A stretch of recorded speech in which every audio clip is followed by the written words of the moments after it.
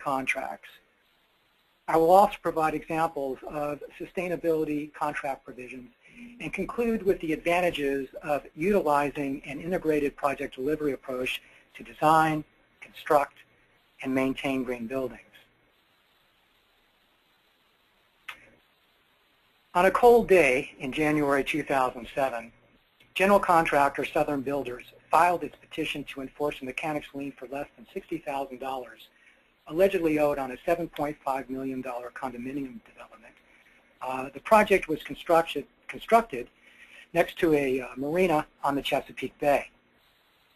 This case received a lot of attention, primarily because it was one of the first green building legal cases filed in the country. It's a good example of what can happen when the contracting parties are not clear in their agreements regarding project goals and responsibilities. The AIA agreement incorporated the project manual into the construction contract documents. Project manual provided that the project was, quote, designed to comply with a silver certification level LEED rating system. The manual did not assign contractor responsibility to construct the project according to LEED Silver certification. And there was no specific reference to green building certification in the AIA agreement and the incorporated project manual.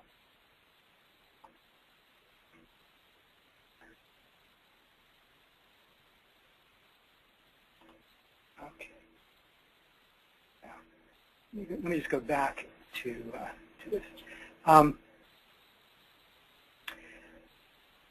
The LEED rating was critical to the project because the project had been accepted into a Maryland Energy Administration program that provided an 8% green building tax credit.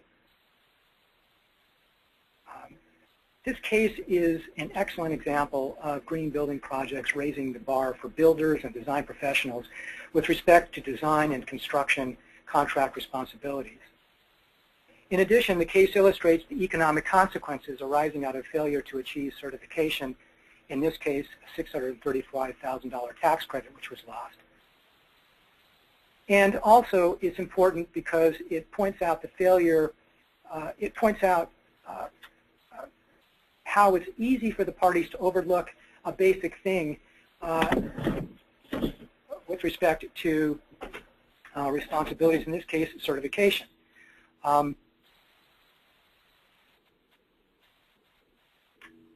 The traditional model of construction is cost at the top of the pyramid, supported by schedule and obviously quality at the base. In the traditional construction contract model, there's constant tension to achieve the desired quality in a scheduled amount of time for the contract cost.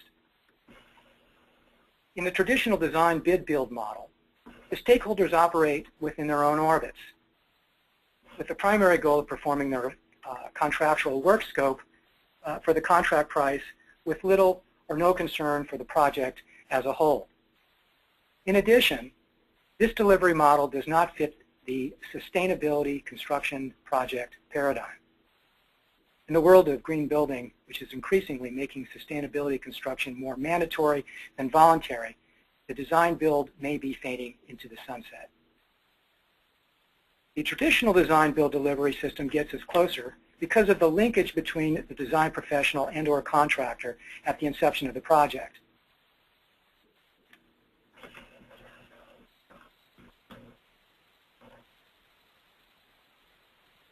The sustainable features of green building contracts create a pentagon, unlike the pyramid in the traditional delivery system model. The Pentagon is a collaborative model which recognizes the need to create additional design, costs, scheduling roles, and responsibilities among the project stakeholders. Collaboration replaces separation among the stakeholders who, with the project owner, focus on creating a quality building with the goal of achieving certification and or verification of compliance with state and local green building laws.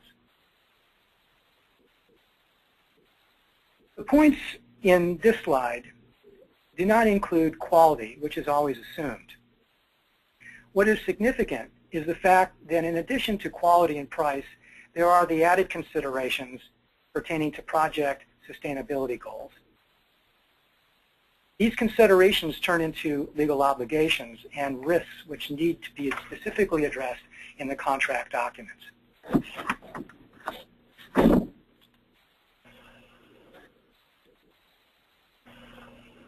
In green building projects, the design professional with the contractor, addressed in the next slide, are responsible for educating the project owner on the ways and means to achieve the desired project certification and/or verification of compliance with mandated state and local statutes.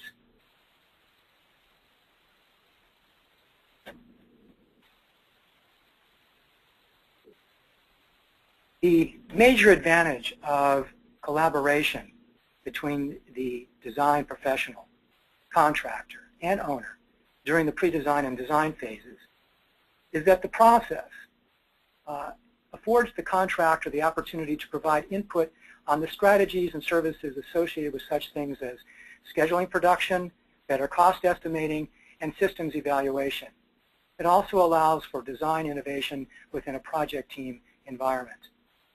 I look upon green building and the process of contract formation as involving a holistic approach. I mean, the first law of ecology is everything is connected to everything else, and certainly in a green building project which deals with sustainability features, that essential law is imperative with respect to a team effort. So that is an introduction of the traditional ways that the construction industry has looked at contracts, and now we're at the point where I'll entertain any questions. So please, if you could, go to your chat box and type any questions related to this portion of the webinar. I will go ahead and read them to Mark to answer.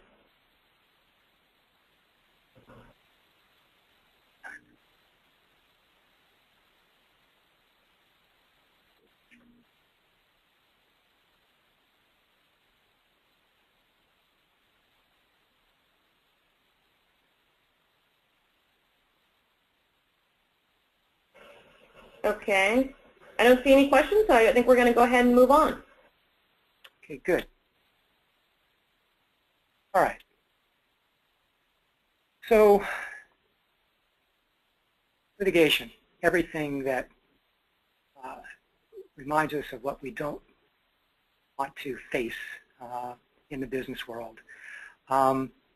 Typically, in construction defect litigation, the project owner sues the contractor, sometimes the architect, and rarely the engineer, again, depending on the nature of the project.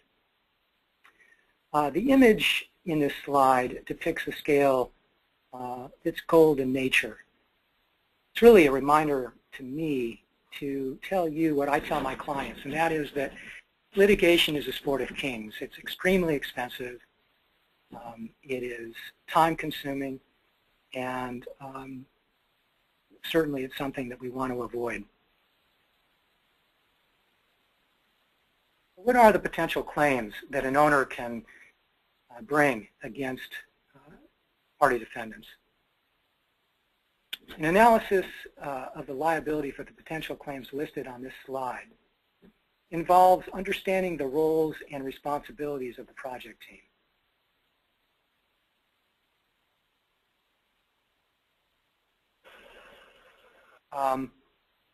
For example, typically the contractor is primarily responsible for the project construction and will be legally accountable for construction defects that cause damages due to negligence and breach of contract for not building according to specs and within industry standards.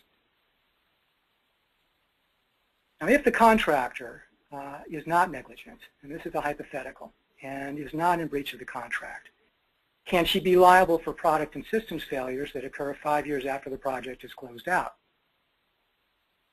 For all of those who think that she can, raise your hands.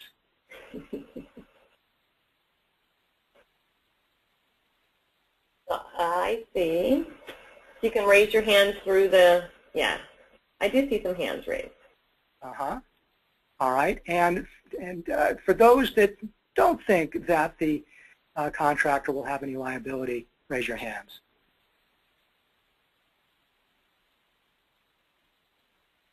Before, I think I saw 3 hands raised, and now I see 3.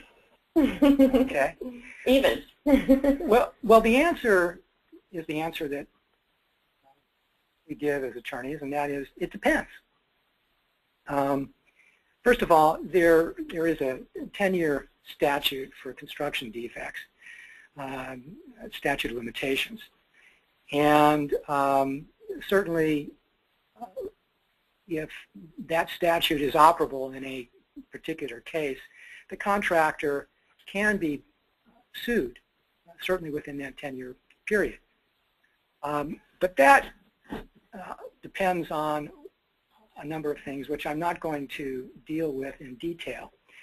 But with respect to green building, really the question begs the question of who is primarily responsible for a system failure or a product failure. Is it the contractor? Is it the design professional? Is it a subcontractor? Well, the time to deal with those issues is upfront in the contract phase.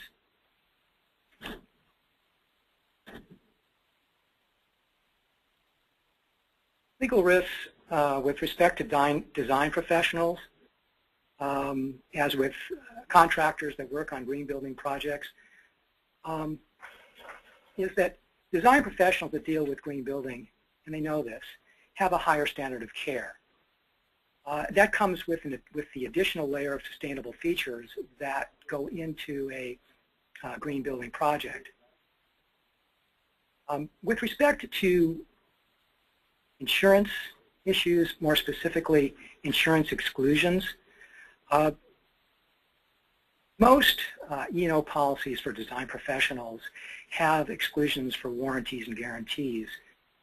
So it's important that design professionals be aware of the fact that when they're signing off on submittals for certification or verification required by local statutes, that it's made clear in their contracts that they are not acting as a warrantor or a guarantor.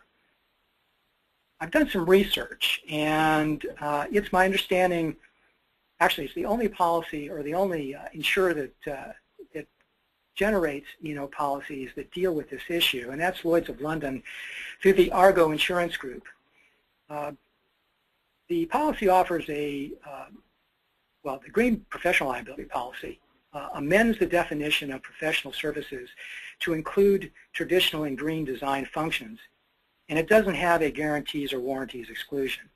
So hopefully that'll be helpful to those design professionals who don't have that information. With respect to legal risk and contractors, contractors are also faced with warranty issues associated with contractual obligations. To ensure that the sustainability features of the project will meet the criteria for the desired certification or required legal verification. Typically, the contractor is expected to assume these risks.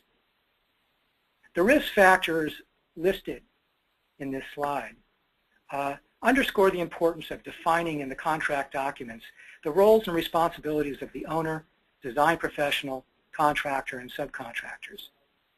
This entails a clear understanding of which stakeholder or stakeholders have prime control over the design and construction process. Plus, there's the added responsibility for post-construction building operation and maintenance. The first 2 points highlight the increased importance of the contractor, subcontractor, or contractual relationship in green building projects. Ultimately, the responsibility for project construction falls on the shoulders of the prime contractor, who depends on the subs to provide the requisite work, product, and materials. Therefore, it's incumbent upon the contractors to make sure that the subcontractors that they work with are well versed in green building construction practices.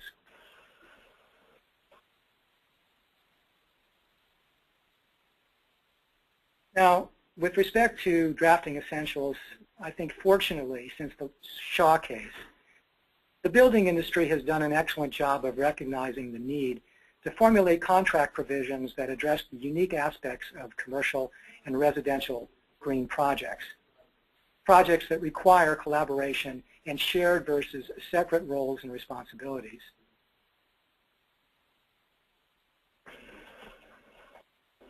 An example is the AIA Guide for Sustainable Projects, which identifies and examines important issues related to roles, responsibilities, and risks.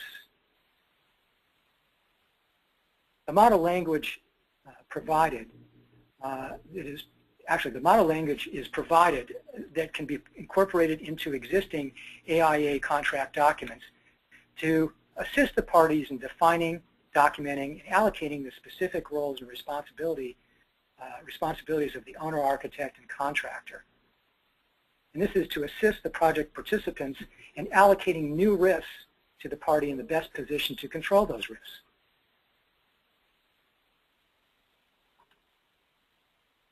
Another example of model contracts which can be used in green building projects are generated by the Consensus Docs 310 group of documents, and more specifically the Green Building Addendum.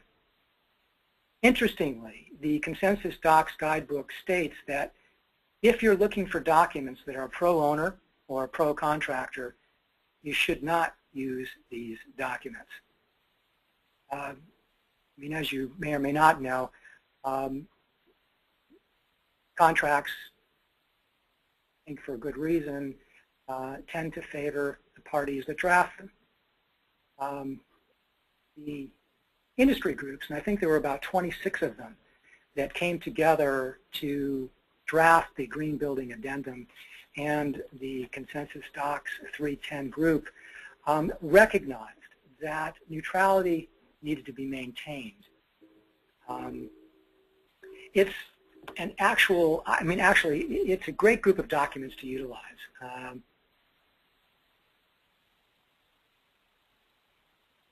This is a watch out warning, and that is that relying on form contracts can be problematic. One size does not fit all.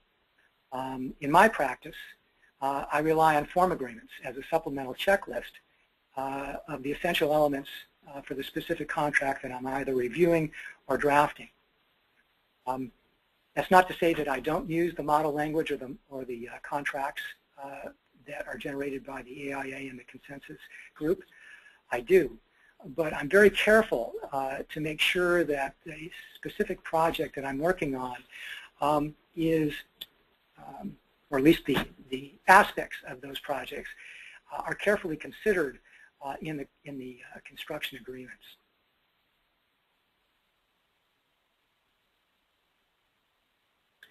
As I stated earlier, the traditional design build model is easily adaptable to green building projects and can fairly address the essential issues of contract responsibilities and attendant risks if framed in a way that follows the collaborative Pentagon model.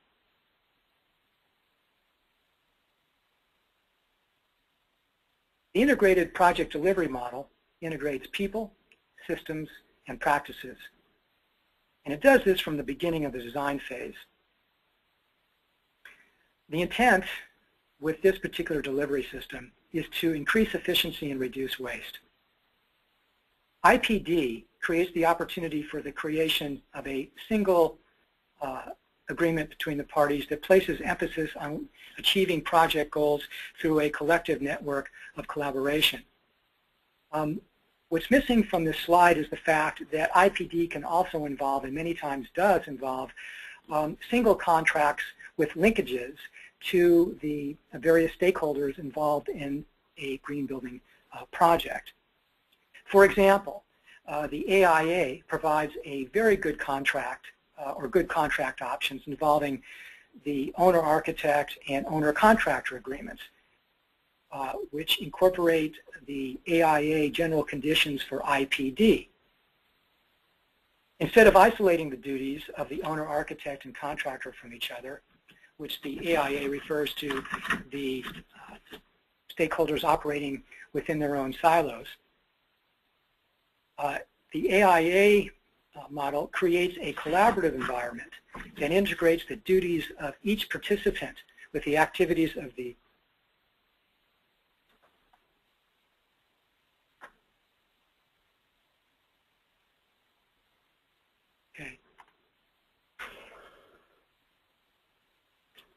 integrates the duties of each participant with the activities of the other two and describes them sequentially. Actually, I'm going to just go back to this. I'm just going to, it seems that we may have lost the connection to the GoToWebinar. I just wanted to check in with everyone, the audience, to make sure that you can still see Mark's slides. Raise your hand if you cannot see his slides.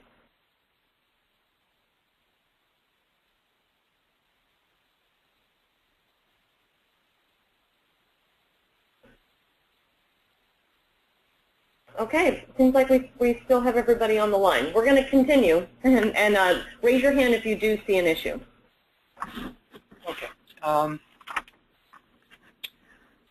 One feature of integrated project delivery is a tool, actually it's a software tool called Business Information Modeling, which the design professionals that are attending the webinar, I'm sure, are familiar with.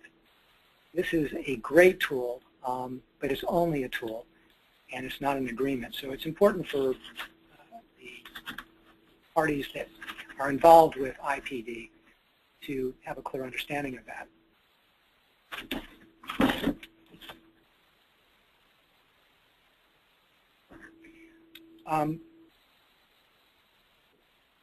One of the chief characteristics of IPD is it allows for synergy between the owner, design professional, and the contractor. When people work together in a team to create a building that reflects the team's collective innovation and creativity, and then sees the actual construction become a reality, I think there's less risk of litigation. Green building contracts, like building foundations, are only as solid as the ingredients they are composed of. I think with careful consideration of people, place, purpose, and execution of the green building contract process, dispute resolution will occur in the meeting room and not the courtroom. Okay. We're going to go ahead and take questions at this point before we move on to Maureen's presentation. So does anybody have any questions for Mark? I did see one question. Let me get to that.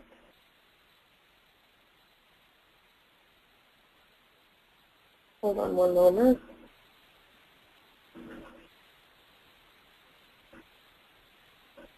I'm not sure why. We have a question from Holly. What AIA contract would you recommend?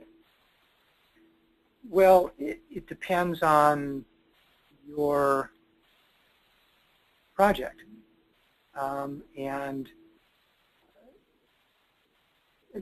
to do what? I mean, if it's a green building project, then I would start with the AIA D503-2011 Guide for Projects, actually Guide for Sustainable Projects as indicated in the slide. With the AIA, it's not just one contract. There are guidelines and model language that plug into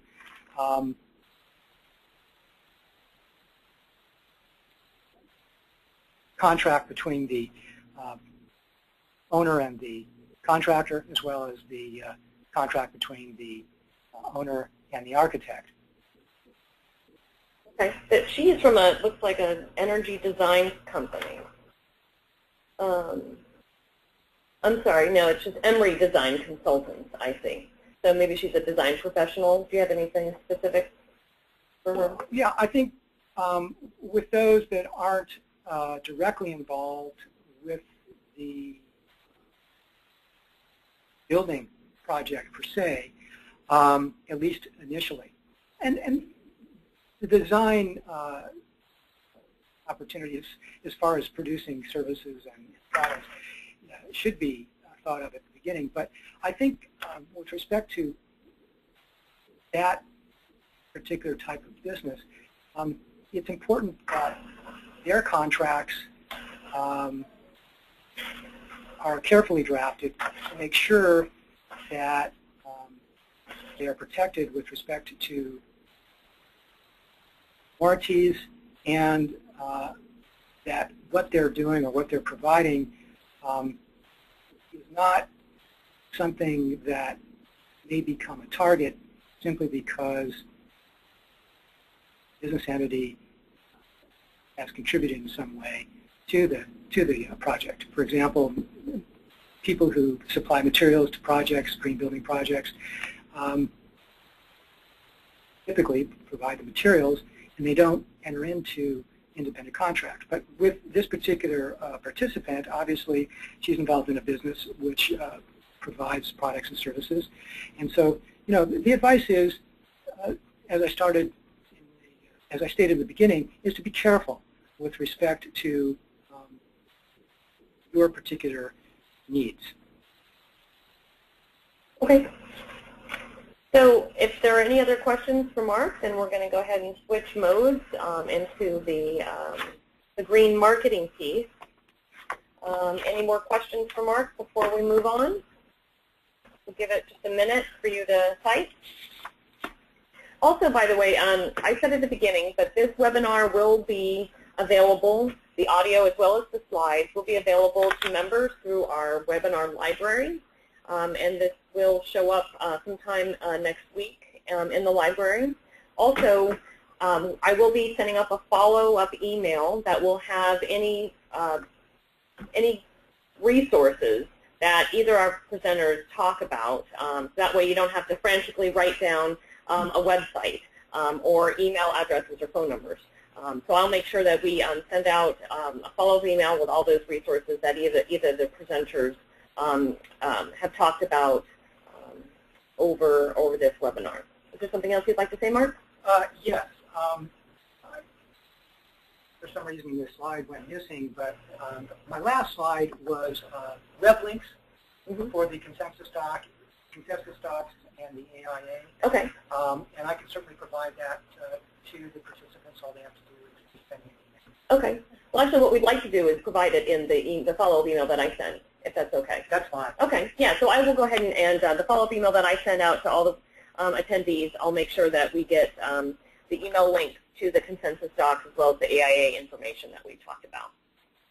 Okay.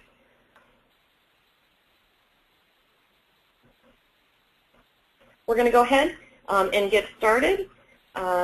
I want to introduce to you all Maureen Ladley. She has been with us before, and now I'm trying to find her information. Here it is, Maureen Ladley. She's a principal at Ladley & Associates. Maureen is a research and strategic marketing leader with over 20 years experience. She is a lecturer on marketing sustainability at Boston Architectural College's Sustainable Design Institute, and she has been a speaker at the Arizona Housing Forum and a speaker and moderator at the Seniors Housing Symposium. Maureen has a Bachelor of Arts in Economics from UCLA and holds a LEED accredited professional, and she is also a CGBP those designations. She has spoken both at guild meetings as well as webinars, and she will be speaking in Southern California, I think, in just a couple weeks. Yeah, in just a couple weeks. So if you want to mention that at the end of your presentation, you're welcome to do that. If you want to come see Maureen in person, you'll get a chance to do that if you're in Southern California. So take it away, Maureen. Thank you so much, Karen. So this topic is near and dear to my heart. And as I saw with a friend who I believe is on our call this morning, last year at the Pacific Coast Builders Conference, we found there was just a shocking number of suppliers that were actually in violation of the FTC's rules for green marketing. So when we had the opportunity for me to put at the areas where marketing lapses over into legal, this was the perfect opportunity. So here we go. As Karen mentioned, I'm local here in the Bay Area. I'm a proud member of Build It Green and a CGVP as well. So my goal here today is to really help raise your awareness of these rules and learn how to look out for them, look out for violations or seek clarity, and maybe even help your partners. So with a quick show of hands, how many people are already familiar with the FTC's green guides, or what they fondly call the use of environmental marketing claims? I see. Wow, the magic number seems to be 3. All right, so assuming that that is not the majority of people on the call, we'll go. And I just want to say, we're going to answer questions at the end, but there's no reason not to type your question as we hit onto an area that has prompted your curiosity. So we'll take questions at the end, but type them as they occur to you, and we'll let them gather. The FTC, they are the group that's in charge of all consumer protections. It's not just us in green building. They have started back in 1992 specifically addressing green building.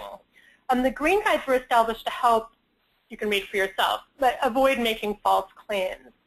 What's happened in the recent update, it has really impacted environmental seals of approval and claims related to environmental characteristics. 1992, to just put a frame of reference on how long ago that was, it is 20 years, I've put a little bit of markers in here. This is a long time ago that this was established. A lot has happened. Gas is no longer at $1.05. The average cost of a new house, depending on where you live, may have returned to this, but in 1992, this is what our world looked like. A couple of things happened before the update. The FTC did, in fact, take action against certain folks, such as Kmart and others, for deceptive biodegradable claims, and went after a clothing company for promoting as a bamboo, renewable, sustainable clothes that, in fact, were not specifically that. For all of those reasons, and probably others, the FTC updated and revised its green guides in 2010 with a long period of public commentary, so taking a lot of feedback on consumer thought and frustration, perhaps, on what constitutes a green claim.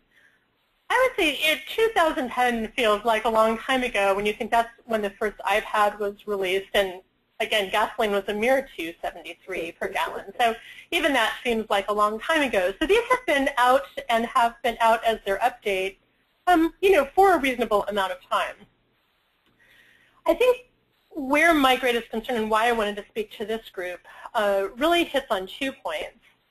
Advertising Age really looked at this change as having a dramatic impact on, I think the number is actually now 400 environmental seals of approval that are out there covering various industries, various products. The quote from the article that I think underscores why we want to pay attention here to this issue is that almost certainly issuance of the guidelines will increase enforcement and litigation around green issues. There have been cases since then, the FTC going after some of these faux certification systems. Specifically, I found one reference to them suing something called Tested Green that was deemed a completely bogus certifier. So much more integrity is being brought to bear, but it also means that those of us dealing in green need to pay close attention to the products we use and our own language. So again, back to what does that mean for us? We're not Kmart, we're not importing fabric from China, we're not that. Most of us on the call are relatively small businesses.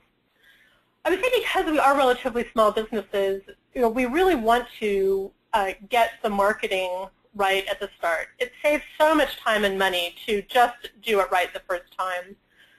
I think we all would share the goal of avoiding misrepresentation. I remember the very first talks I heard from green builders on creating a clear customer understanding on the word green. The bottom line of those messages, it means something different to each person when you're using general terms. So, there's nothing but benefit to each of us from being very clear and creating clear client understanding as to what we're talking about.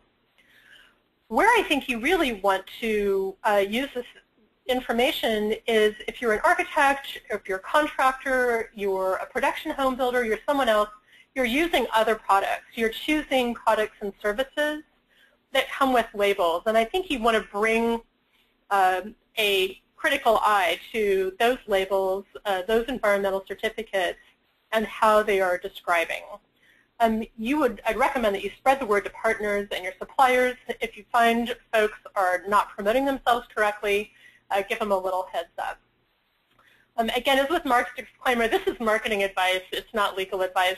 Heaven help you if you're relying on me for legal advice. So the bottom line is, when in doubt, do get legal counsel on any issues related to your business. So a quick word about the green guides. They are broken into two categories.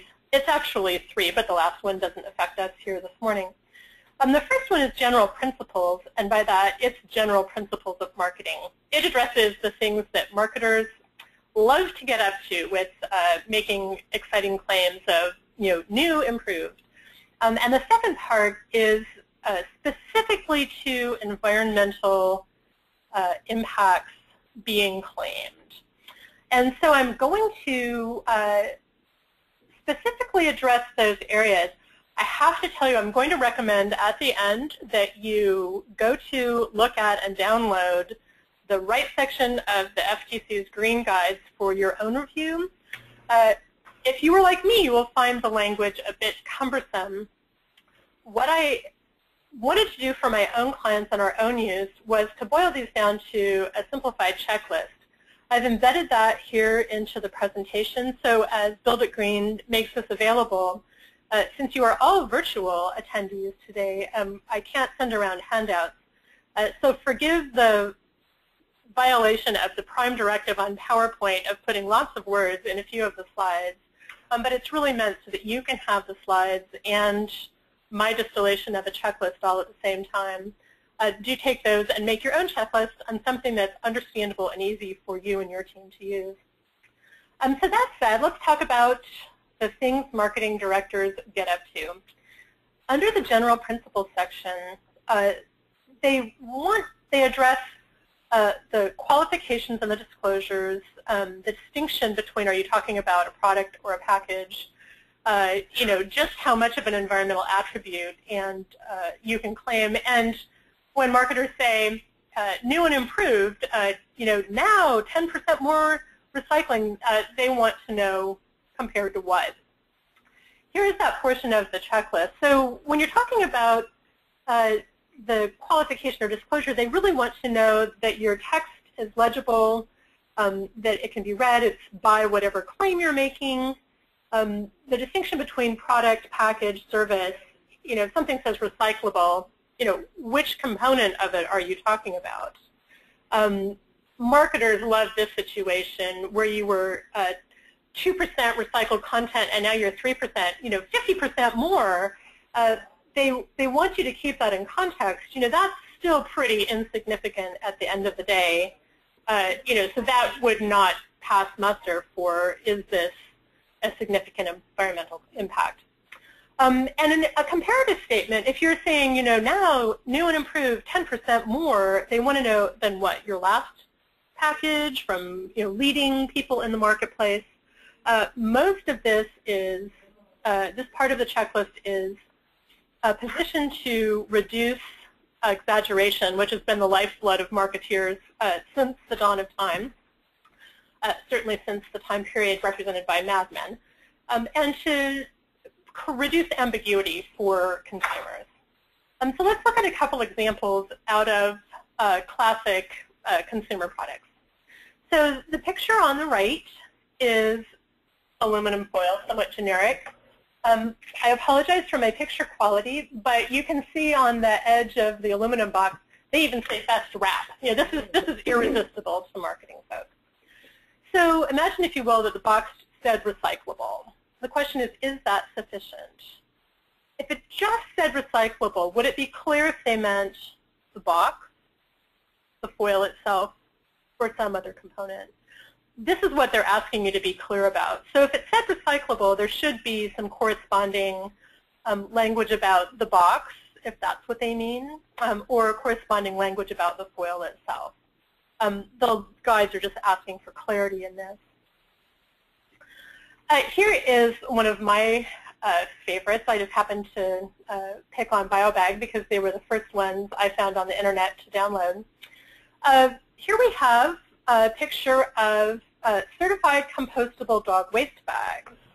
Along with this disclaimer, I swiped off the internet, seeing that their goal is to divert waste from landfills, and yet they just claim that, in fact, if the bags are placed in a landfill, it will naturally be prohibited from degrading. So my question here, does the paragraph qualify the claim?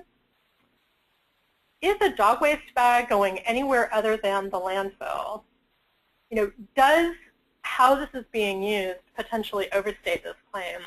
When we get into environmental claims of compostability, which is one of the specific areas the FTC cites, it'll shed some more light on this question of, can something that's only probably being headed towards the landfill be certified compostable and have that be a legitimate consumer claim?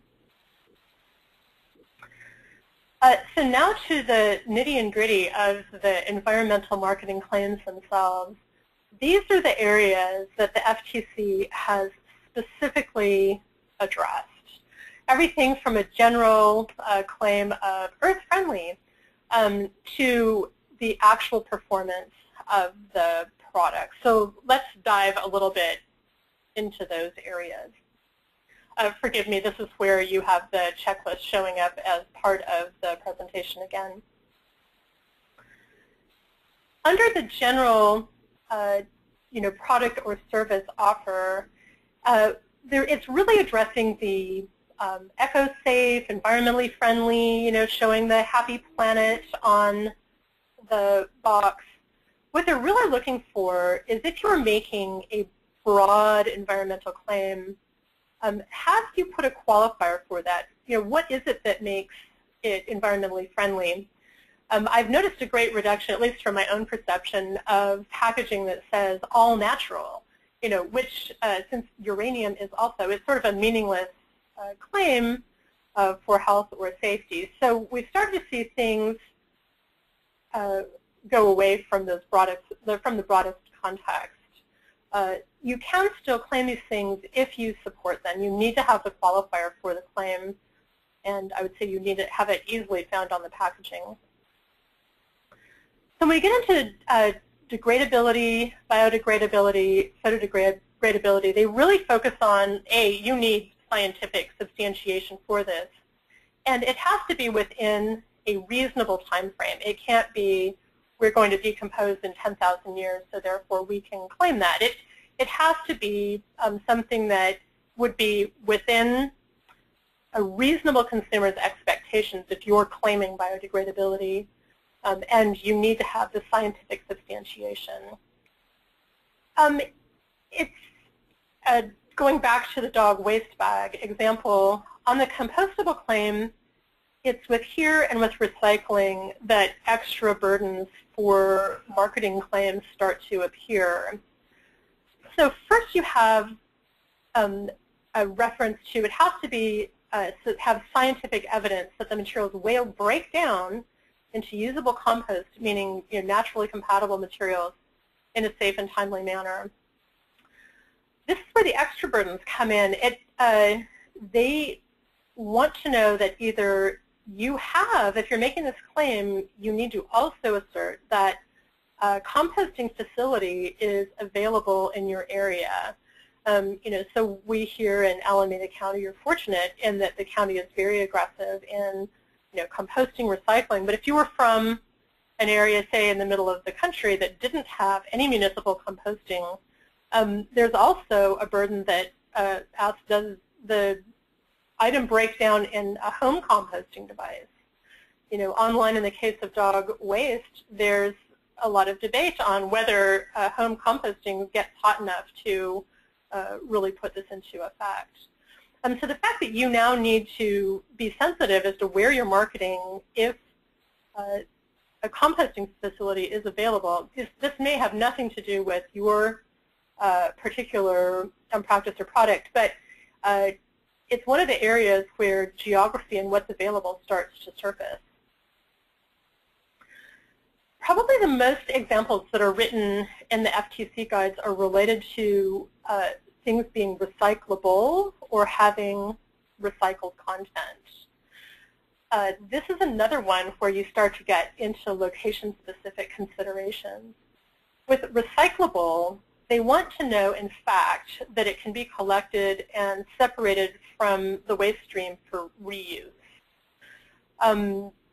Within these, one of the things that would be tempting to marketers, being one myself, is if you have waste product as part of your manufacturing, if you are already using that to return to your manufacturing process, you cannot claim that this is recycled material. So say you have wasted lumber on the site that then you pulp and use into something else.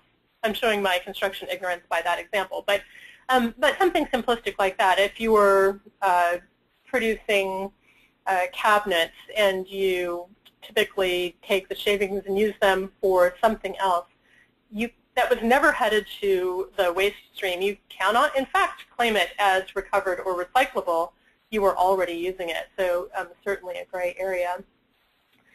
If you were claiming that something is recyclable, much like the composting, you have a burden to establish that, in fact, such a collection site for the recycling is available to the majority of your consumers. Again, we're fortunate here in this area, but it's something really that's a danger when you're working with your suppliers to make sure that there's, that they understand these limitations. So then we get into the claim of having recycled content. Again, it has the burden. Have they been recovered or diverted from the waste stream? Things get much more burdensome and specific when you get into citing percentages of pre-consumer or post-consumer. They want you to be very clear about the distinctions, and certainly if there's some part of your product that is not recyclable, they're just looking for great clarity from you. We'll do one more page of this and then turn to some examples, and these are the last three, much more succinct.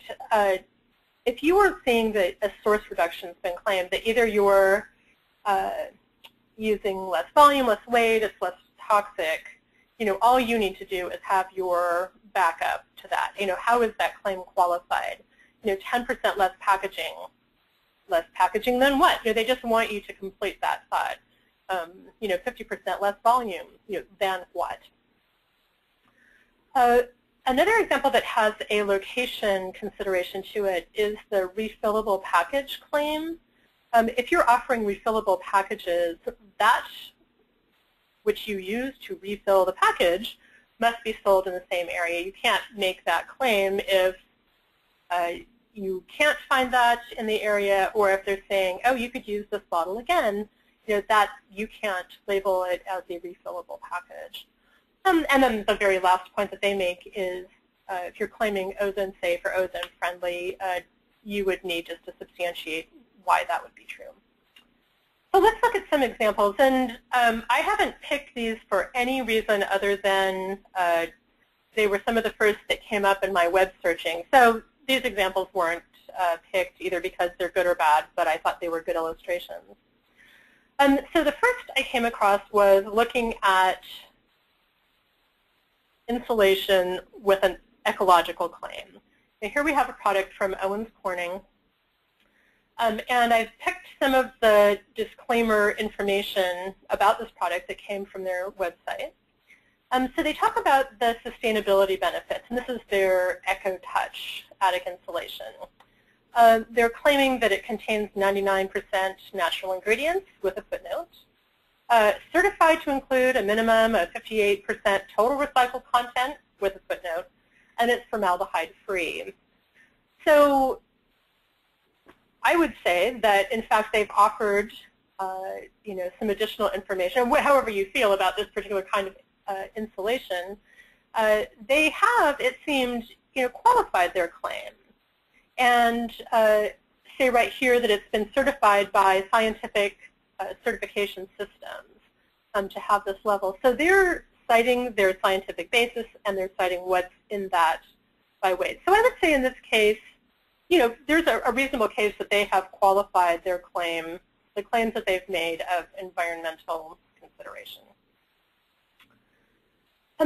Here's something I found on the web, new tech shingles made from 100% recycled plastic. This is the only information that they offer up. When you're 100% recycled, the burden is a little bit less. Is it qualified? Perhaps. It's sourced from China. They don't talk about what else is in the additives, the colorings, the UV inhibitors. So I would say in a case like this, they're not technically in violation. I would bring healthy skepticism. You be the judge. And here I have a claim of 100% recycled EcoStud from ByLead Lumber. They have a lengthy description and no further description of where that recycled came from. EcoStud's own website simply states that they're manufactured with 100% recycled plastic. Honestly, if I were the marketer, I would probably, because I think it would share a little bit more information about where that came from, how things are diverted. So does it comply? It says it's 100% recycled. It probably does. If I were writing copy for them, I would include some more links to where that might explain. So we talked a little bit early on about the greatest impact on on labeling, what constitutes a label. So this is something I found in the exciting world of clip art, 100% eco-friendly. We used to see this kind of certification all the time. Is this qualified? Absolutely not. There's nothing here that says, what makes it eco-friendly. Simply having a claim of eco-friendly is not your friend. This is completely counter to, this is, I think, in fact, why the green guides were updated and established.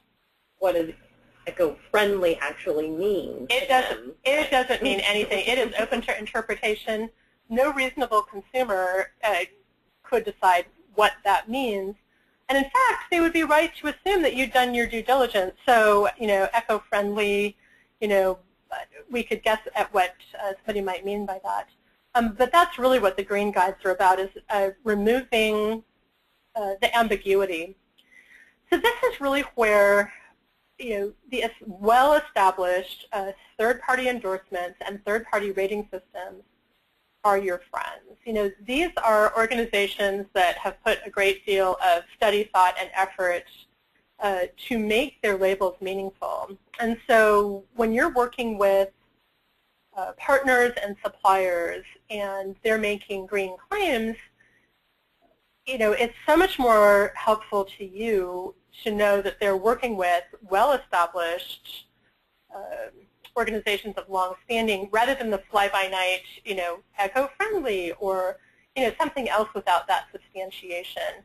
I think the world going forward of green building is going to be fascinating as these become brand names. These, again, picked out because I'm familiar with them. There are probably many more. I certainly found international marks that probably make their way into our marketplace. But this really starts to separate the well-established brands for endorsement and rating from, the one that the FTC sued, because it was just something that marketers bought to slap on their products. So. More information, as I mentioned, in the checklist that you'll get, I encourage you to download the FTC. It's part 260. So yes, there's a long, hideous website that goes with that. Much simpler if you can't wait and you want to go look at it now. FTC.gov, and you can type in green guides, and it'll take you to part 260.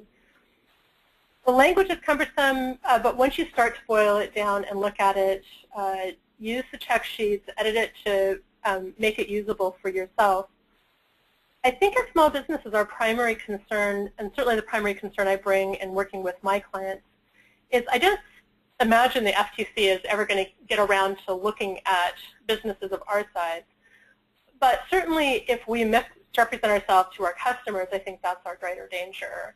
And in fact, I think we have a great benefit of being very clear when we're working with customers. So that said, if any of you had any questions as you were listening to this or thinking about it, please type them, and I'll attempt to answer them here. Thank you. I think that's a good point that you made last, where about the attendees on the call making claims, as well as, I'm sure all the attendees have had to look in their business and personal lives at products themselves that they want to use in the home, and trying to decipher, what one installation is more green than another, and trying to figure that out with all the claims that they make on the product and packaging. I think that really was one of the motivators. I'm not privy to why the FTC chose right then to go ahead 20 years later and update green. I think it's related to the growth and interest in green products. Certainly it's an area, you've seen tremendous growth. 20 years ago, I was thrilled to find that my camping soap had, a biodegradable claim, begging the question, why doesn't the rest of my soap have the biodegradability? But I think it's the growth in this product area and the money from consumers that can be earned in this product area that probably pushed for greater clarity in helping consumers understand, in fact, what it is that they're purchasing. Yeah, great. So any last questions for Maureen before we move on? All right. I'm going to switch gears here. There we go. Okay. We can also open up questions to any last questions that anyone thought of for Mark as well. We'll take a couple minutes to let you type in if there are any, and then we'll go ahead and finish up.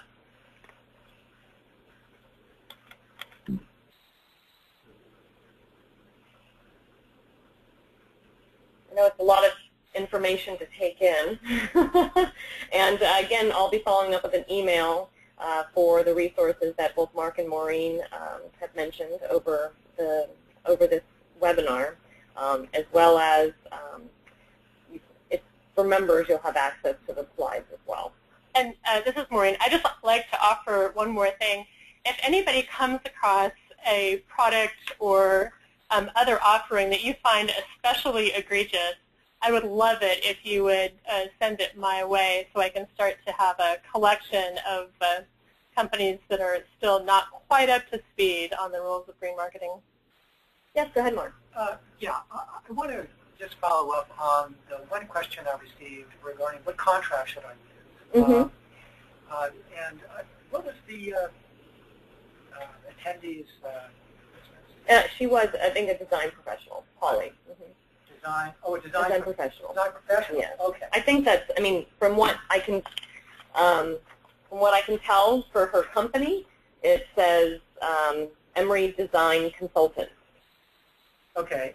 Well, really, in order to answer that question, I would need more information, quite frankly, as far as what contract group fits better or best with her particular design services. Okay. But again, I would encourage her to look online, and I'm going to provide these links to the consensus docs and the AIA. Okay, great. Okay.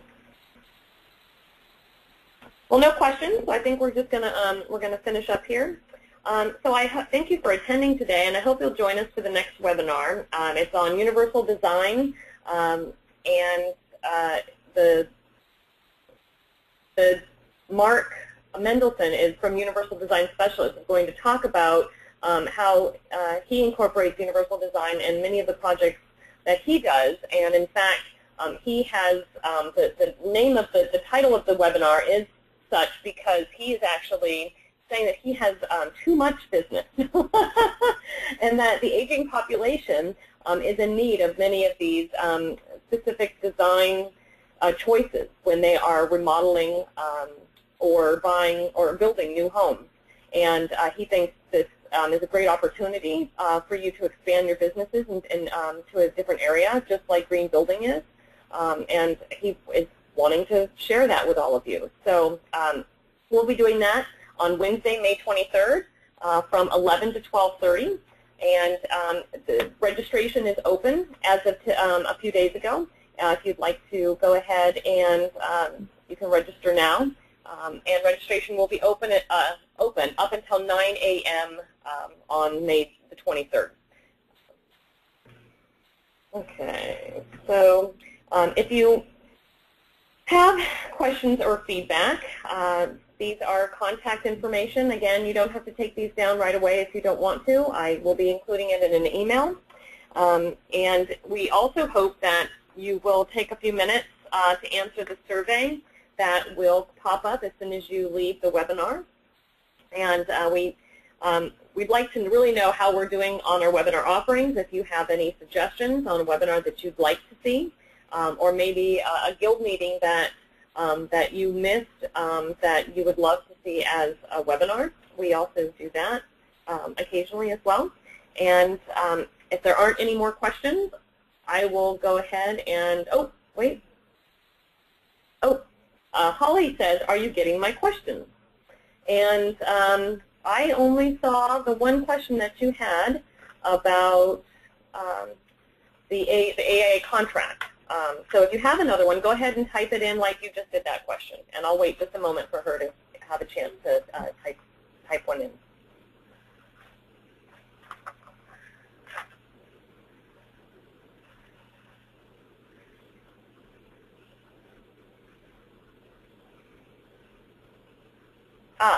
She says, I am a design builder and a rater.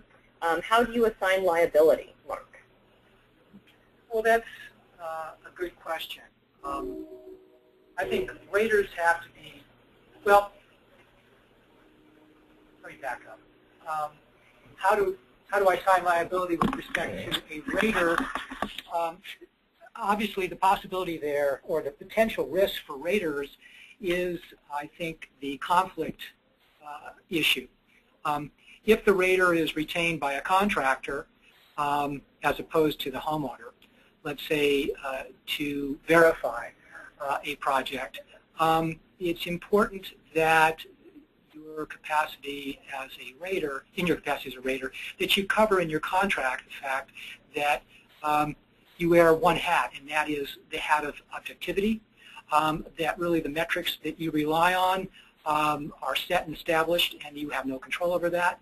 I don't know if that really answers the question, but I'd be more than happy to discuss this with you if you give me a call, if you send me an email, so I can provide you more detail. And also, if you send me an email regarding, some more information regarding your business, I can help you with respect to the AIA contracts that you were asking about. Oh, and there's a suggestion. She says it does. Thank you, Mark. There's also, offline, I'm going to go ahead and give Maureen a suggestion about a soap dispenser, talking about sustainability. So thank you for that comment, Holly. And I think that brings us to the end of our webinar. Thank you again, and we hope to hear from you next month. Bye-bye.